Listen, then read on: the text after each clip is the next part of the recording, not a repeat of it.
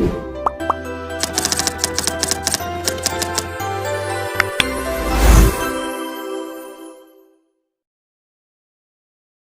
Ibu, sebelumnya selamat sore. Terima kasih sudah meluangkan waktunya Ibu untuk kami mewawancarai kami dari Prodi Farmasi di Fakultas Kedokteran Universitas Tanjung Priok meminta ketersediaan Ibu untuk berpartisipasi dalam wawancara di mana ada sendiri ada saya Dita, lalu ada Rizka Himawati, lalu dari kamera di sana ada Zulaika Yudiana Sari, dan di sini tujuan kami wawancara ini sebagai bagian dari tugas mata kuliah farmasi apotek Ibu yang bertujuan untuk memahami proses pengelolaan sediaan farmasi di Puskesmas Saigon. Nah, wawancaranya ini mungkin akan berlangsung kurang lebih 10 menit atau mungkin lebih dan mencakup pertanyaan seputar tentang tugas dan pengalaman Ibu dalam pengelolaan obat, pencatatan, laporan, dan juga kendala yang dihadapi dari Puskesmas Ibu.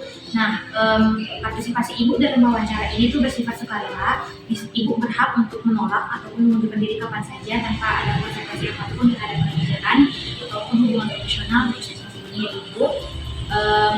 Kalau misalnya merasa ada perasaan kurang nyaman dalam proses tertentu, Ibu bisa meminta untuk menghentikan wawancara ini.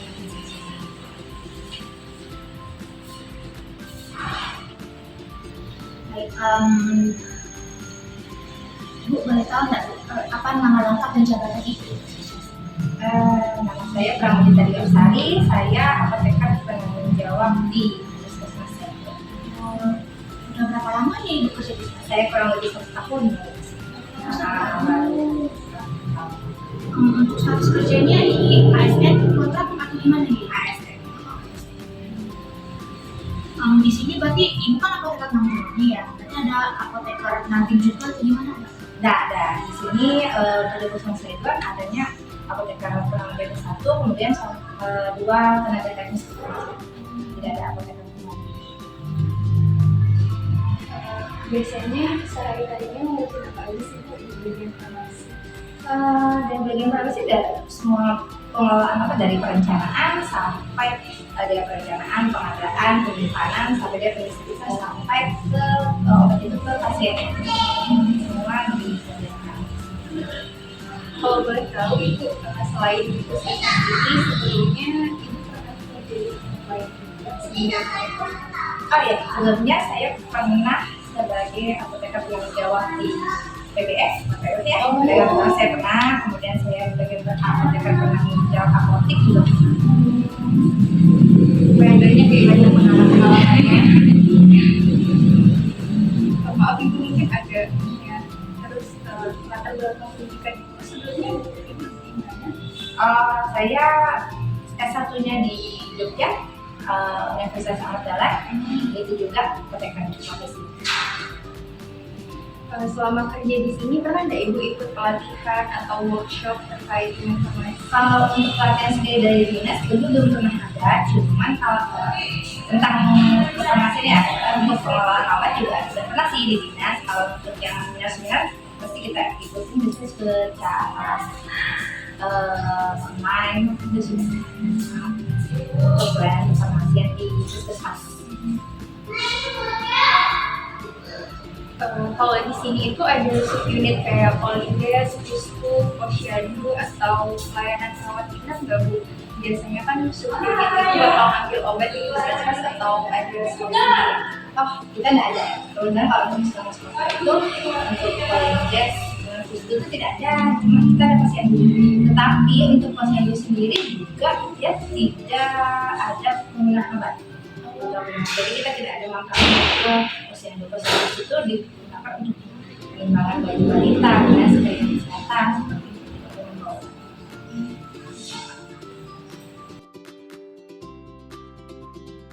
Ibu, saya mau bertanya, kalau di sini berarti untuk pencatatan distribusi obatnya itu apakah ada kayak ke subunit itu dibagiin ke subunit dan juga misalnya dibagiin itu distribusinya itu apakah secara manual atau digital ya Bu? Kalau pembagian ke subunitnya itu contoh ke kata Mbak ke IGD silakan itu memang kalau untuk obat tidak ada. Obat satu pintu kita melalui resep dokter. Jadi semuanya melalui resep dokter. Jadi distribusi paling cuma ada dengan apa dari dinas kan masuk, kemudian dari gudang atas ke gudang bawah seperti itu. Dan semuanya itu tercatat mau manual, digital juga kita punya, dua-duanya ada. Karena kita tahu kan namanya digital itu kan kalau ada error, nah kita ada backupnya, kita punya pencatatan secara manual. Jadi Bu untuk ada tidak sih Bu laporan khusus buat distribusi obat ke subunit tadi, kalau misalnya ada ataupun tidak, laporan itu dikirim kemana ya Bu? Kita sudah ada. Tidak ada. Jadi kalau untuk obat yang misalnya hampir expired atau rusak itu Bu, apakah dia nanti baik lagi ke puskesmas atau langsung dimusnahkan Bu? Karena kita semuanya ada di sini ya, jadi bukan ada balik ke terus. Kalau misalnya barang yang ED rusak itu memang kita simpan terpisah. Oh terpisah. Berarti nanti langsung dimusnahkan. Nanti bagian pemusnah dari sini ya. Nanti ada kita musnahkan seperti itu. Mau nanya juga Bu, Itu pernah nggak Bu kayak ada masalah selisih stok antara puskesmas sama subunit? Tadi nggak ada subunit tadi ya. Tapi ada selisih stok kayak gitu Bu sama di sini gitu. Alhamdulillah sih nggak ada, karena kita setiap hari itu ada harian, ada bulanan. Lalu untuk LPLPO di sini biasanya merekap Mereka pemakaian untuk puskesmas, pemakaian selama 1 bulan, sama namanya LPP kan lembar pemakaian dan lembar permintaan obat. Jadi pemakaian 1 bulan setelah kita offline kita rekap, kemudian kita setelah direkap baru kita mengajukan permintaan untuk berapa kalau mau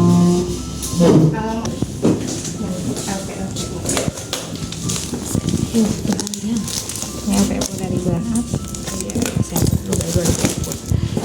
nah ini bentuknya bisa dilihat.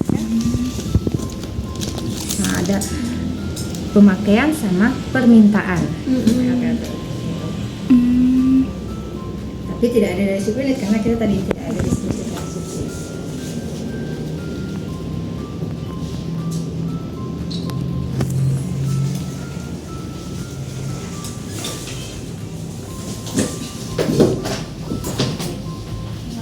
kalau mencatatkan harian obat ada ini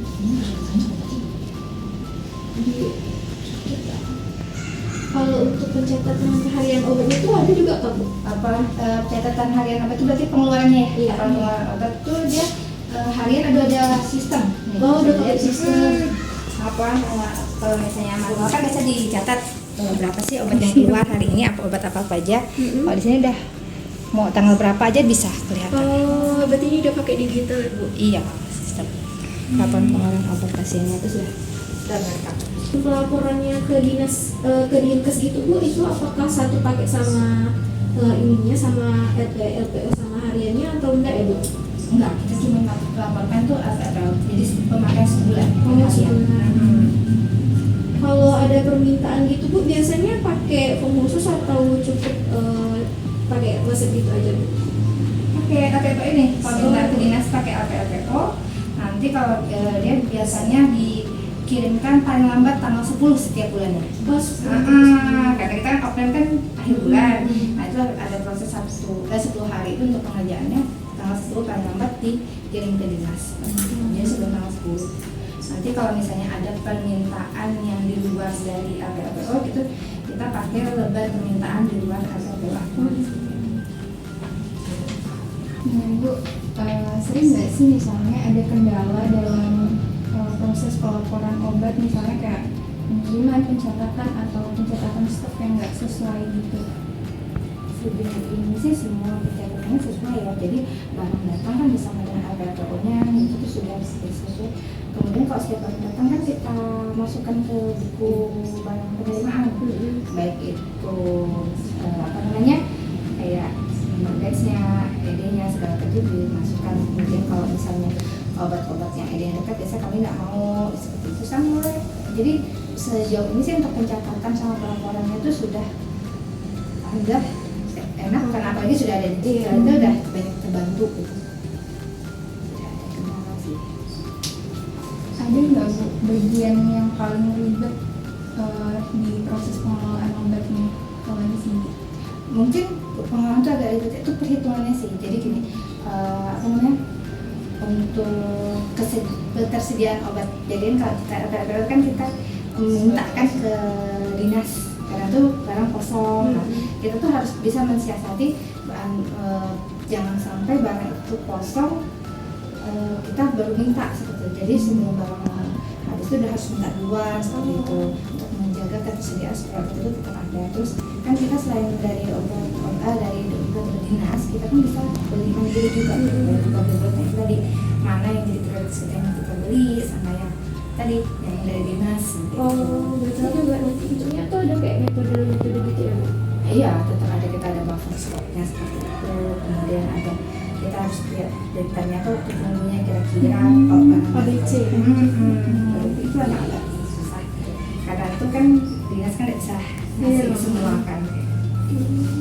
Kita mintanya 500, kadang datanya cuma berapa karena berbagi dengan 23 kesehatan itu karena pandai-pandai kita tadi mengelola obat itu supaya tidak.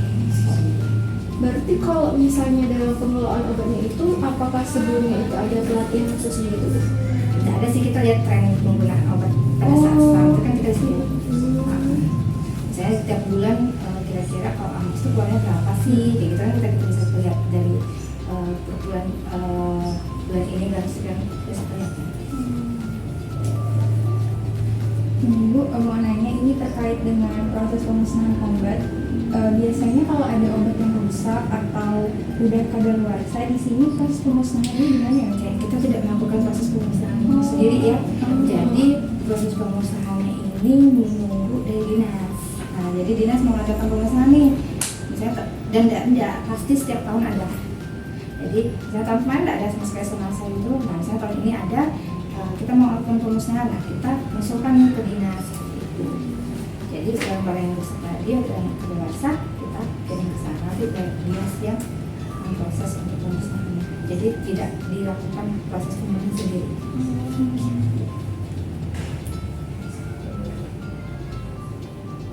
Karena tadi proses pemusnahannya ke dinas, berarti ada nggak sih Bu dokumen atau berita acara yang disiapkan? Ada, yaitu ada yang aku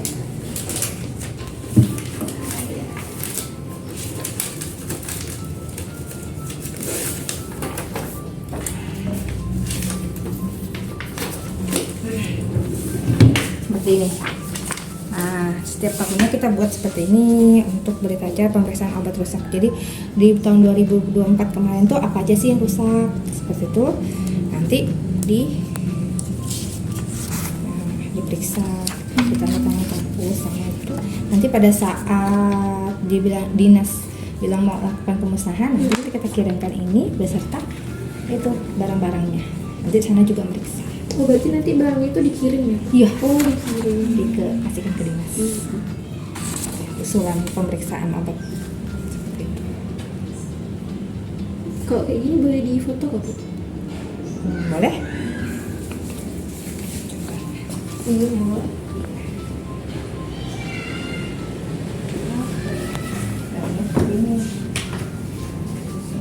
Ini mungkin itu nama sumbernya sebenarnya di foto barang-barangnya, foto usulan obat ekspat yang mau kita usulkan ke dinas. Jadi dinas sudah masukkan, nah, pada saat dia mau musnahkan, nah kita kirim ke sana sama-sama proses. Jadi yang mau pemusnahan mereka Di sini.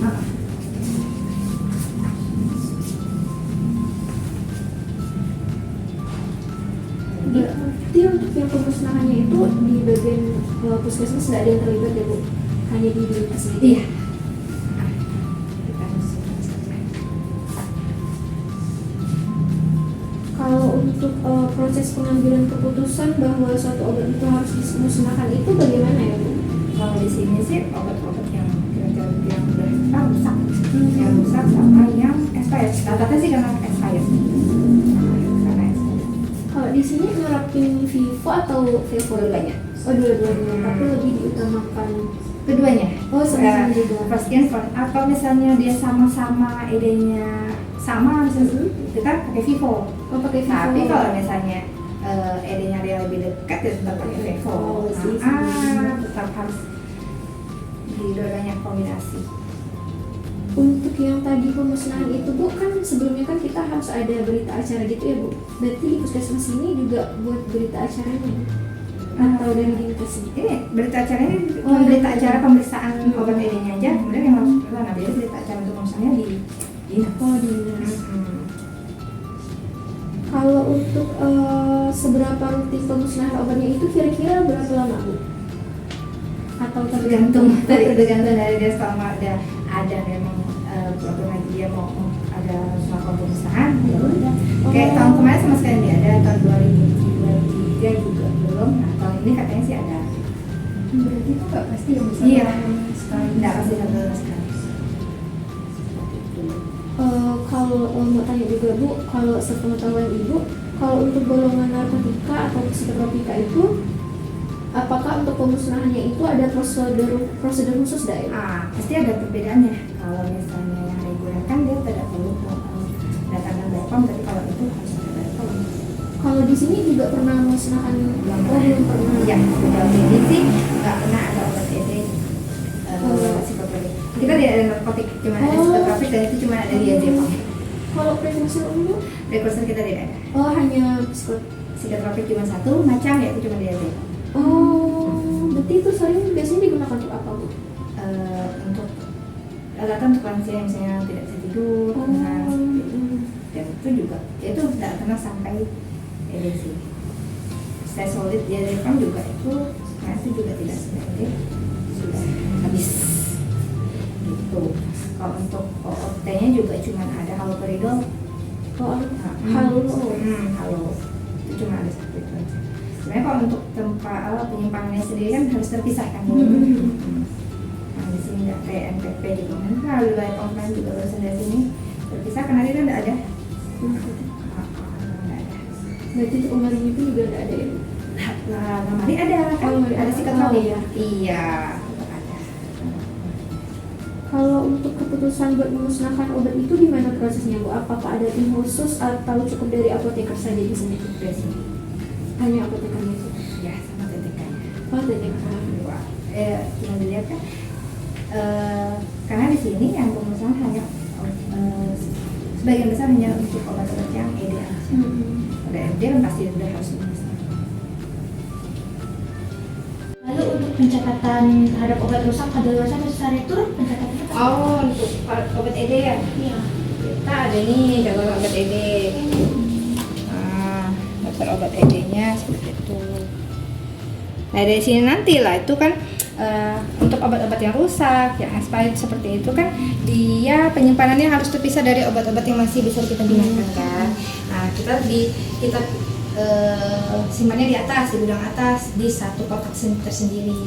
Nah satu kotak. Nanti misalnya sudah 1 tahun, nanti ditempel nih daftar obat ini ke kotak itu, obat-obat apa aja yang ada di dalam sini. Jadi nanti pada saat itu tadi yang bikin usulan tadi, berdasarkan ini lah. Ya kan? Terkait ya. Misalnya apa sih obat-obatnya, apa aja sih. Jadi obat ED-nya. Jadi setiap obat yang expired langsung dicatatkan situ. Obatnya ED-nya ini tahun 2025 sudah ada 1 yang ED. Vitamin A. Lalu untuk apakah ada perbedaan untuk pencatatan obat program kayak BPJS, DAK atau lainnya Bu?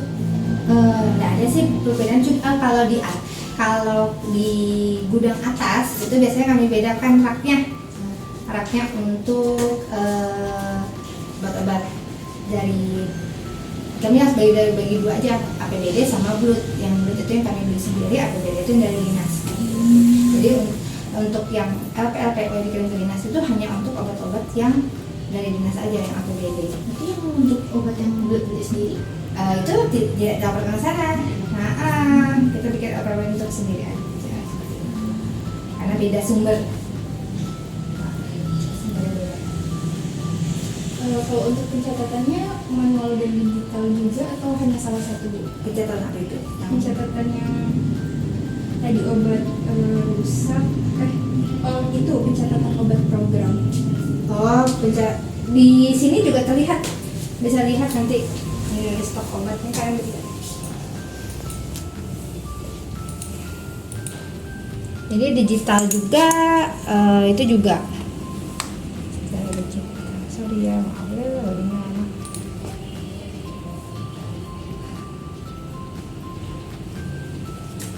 Nah, dari stok ini kan kita bisa lihat nih. Nah, ada obat-obat mulut, ada obat APBD, ada obat baper seperti itu. Ini ada obat ini ada di gudang, ini ada obatnya ada di apotek, masih ada apotek berarti di bawah sini. Yang itu ada stoknya di atas. Kalau itu input manual berarti Bu? Iya, pada saat barang datang kita input. Pada saat barang datang kita input. Jadi nanti misalnya distribusi dari obat, kita mau ambil obat dari gudang atas ke gudang bawah, ini sini juga harus didistribusikan dari gudang ke apotek. Jadi stoknya berkurang dari gudang tambah di apotek. Jadi pas lagi pindahannya gitu masukkan catat lagi gitu. Langsung distribusi, ada sini ada situ namanya distribusi. Iya, jadi tuh sebenarnya itu memudahkan kita kalau secara digital tuh pada saat nanti stok opname. Nah di stok opname tuh kita bisa lihat oh jumlahnya sekian loh yang benar gitu. Jadi kita tinggal sesuaikan dengan yang ada. Tapi sejauh ini sih tidak ada masalah. Untuk stok opname biasa sering dilakukan seberapa sering ya dilakukan sama yang bertanggung jawab siapa? Kalau stok opname itu kan ada yang paling nggak itu sebulan sekali itu pasti karena kita untuk bikin LPO kan. Ya. Setiap hari juga kami lakukan setiap hari. Iya, itu namanya opname harian. Jadi opname harian sih nggak susah. Tadi kan kita ada laporan penggunaan obat ya, yang penggunaan obat sehari. Jadi saya biasanya nih saya print, nah, saya lihat berapa sih obat hari ini yang keluar kan? Nah, obat-obat itu aja yang saya opname. Jadi nggak semua. Kalau buat obat yang nggak ada keluar ngapain di opname? Ya enggak? Obat yang keluar itu yang kita opname. Kita lihat, oh pengeluarannya sekian loh hari ini dari jumlah kemarin itu berapa? Nanti kita lihat sesuaikan dengan stok hari itu berapa. Fungsinya apa? Memudahkan kita kalau misalnya gini, wah tadi kok kok ini ada selisih, kenapa? Kita lihat, oh karena misalnya pasien harusnya dapatnya 5, pasien harusnya dapat 10 cuma kita kasih 5. Pernah gitu? Pernah. Bisa sih. Jadi apa? Kita telepon pasiennya, kita datangin rumahnya, kembali dikasihkan sisanya supaya stok kita juga aman. Seperti itu. Itu fungsinya kalau stok online harian. Kalau nggak harus sih sebenarnya, cuman ya itu tadi fungsinya supaya nanti pada saat opname bulanan tuh udah lebih gampang. Pas kita udah yakin stok kita tuh aman gitu. Tapi kalau misalnya kita nggak lakukan stok online harian, pada saat ada selisih kita kan bingung ini selisihnya di mana sih, di hari apa, kapan, nah gitu kan. Tapi kalau setiap hari kita hari ini bisa langsung cepat di post. Makanya waktu opname harian, opname bulanan jarang, hampir nggak pernah ada selisih. Jadi kalau selisih pas opname harian mungkin pernah sudah berapa kali seperti itu. Itu cepat kita cross check, oh salahnya di sini. Apa sih tindakan kita supaya gitu? Atau namanya juga manusia, kadang salah ngasih obat bisa langsung kita konfirmasi ke pasiennya, kita antar hari itu juga tukar obatnya. Jadi nggak perlu sempat sampai selisih.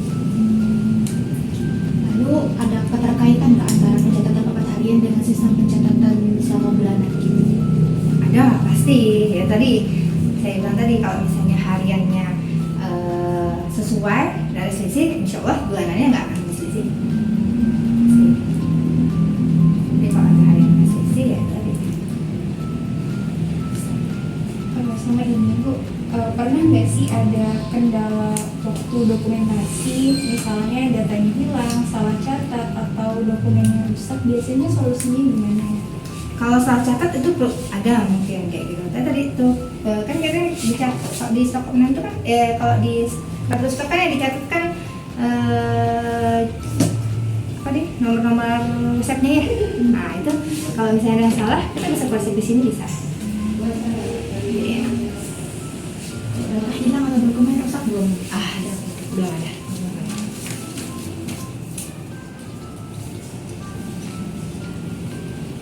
Lalu Bu, untuk sistem atau format apa yang digunakan untuk pencatatan stok untuk pemesanan obat biasa, NPP sama OOT?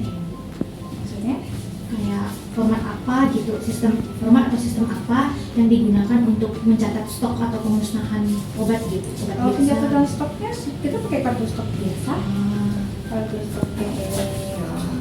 Habis itu kalau ada apa namanya, kartu staf juga secara digital juga ada.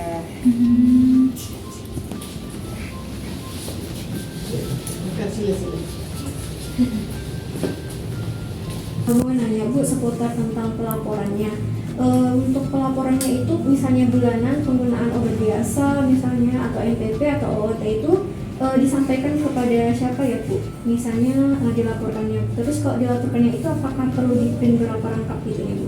Laporan bulanan kan cuma ada LPLPO, kemudian kalau laporan narkotik psikotropik itu dia memang bulanan, cuman sifatnya kita online ya, pakai Google Spreadsheet, jadi tidak tidak dilapor, tidak perlu di itu print. Paling di sini yang penggunaan obat rasional yang setiap bulan itu pasti ada penggunaan obat rasional, kemudian laporan ketersediaan obat, dan semuanya itu rata-rata sudah langsung aplikasi. Jadi kita kirim langsung ke dinas seperti itu. Yang masih pakai manual itu cuman LPLPO. Setiap bulan masih pakai manual. Kalau untuk pelaporannya itu ada tenggat waktunya gitu juga nggak Bu? Rata-rata tanggal 10 setiap bulannya. Setiap tanggal 10 setiap bulan. Maksimal. Untuk yang dikirimnya itu isinya apa aja ya Bu? Kalau ketersediaan obat ya ada item-item obat indikator yang ada di sini. Nah, itu diisi jumlahnya berapa, kemudian pemakaian rata-rata penjualannya berapa. Itu nanti muncul persenannya.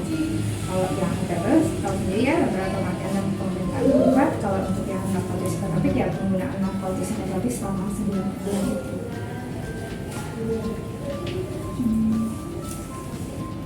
Ini terkait kendala dan usulan dari perbaikan, kalau misalnya ada masalah pencatatan atau pelaporan di sini, nah usulan dari Ibu untuk memperbaiki proses pelaporan dan pengelolaan sumber informasi di sini kira-kira bagaimana?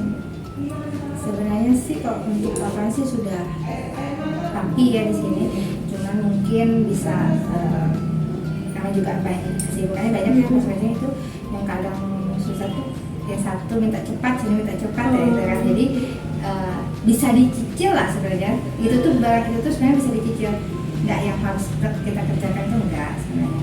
Jadi ya kendalanya sebenarnya masing-masing dari masing-masing orang yang jalan.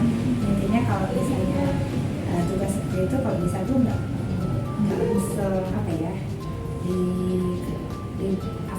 kalau misalnya bisa dicicil kerjakan seperti itu. Tapi sejauh ini sih semuanya aman sesuai deadline. Tanggal 10 sebelum tanggal 10 juga sudah bisa seperti itu. Asalkan tadi rekomendasinya benar. Kalau untuk yang laporan yang lain, insya Allah bisa di kalau misalnya laporan penggunaan obat rasional itu kan penggunaan obat-obat antibiotik pada diare spesifik sama ISPA.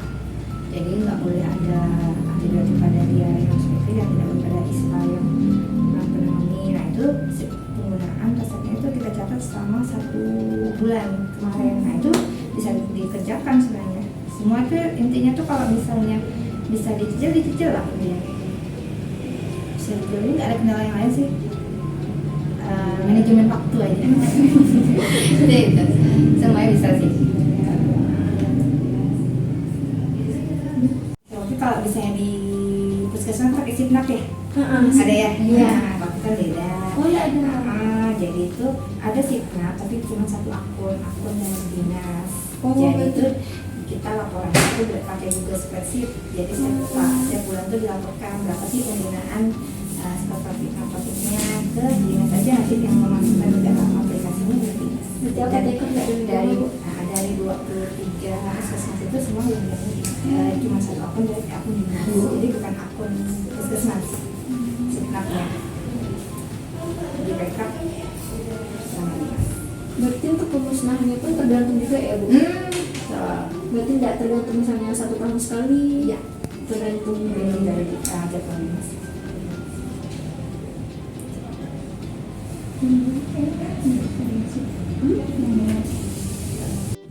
Mungkin itu aja sih Bu dari wawancara kami hari ini. Terima kasih buat Ibu Apoteker Pramita udah mau meluangkan waktunya untuk kami wawancara di Puskesmas Legal ini. Iya, sama-sama. Saya ucapkan juga saya terima kasih karena mau berkunjung ke sini. Saya mohon maaf mungkin sekiranya ada yang kurang berkenan. Hanya ini ya informasi yang bisa saya sampaikan. Semoga sedikit banyak bisa menambah ilmu buat kalian ya ke depannya. Terima kasih Bu.